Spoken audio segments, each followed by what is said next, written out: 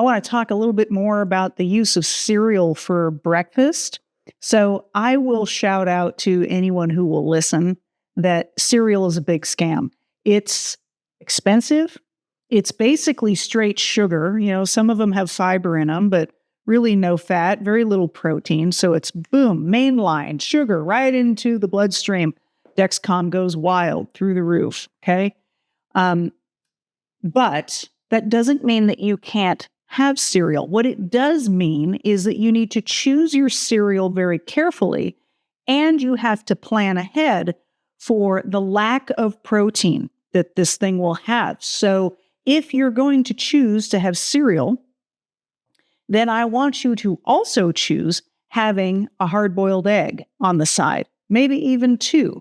Scrambled egg, hard-boiled, it doesn't matter. I want you to have another source of protein as part of this meal.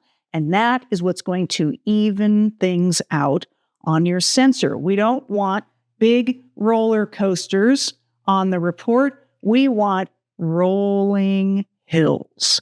Roller coasters cause damage. Rolling stable hills do not.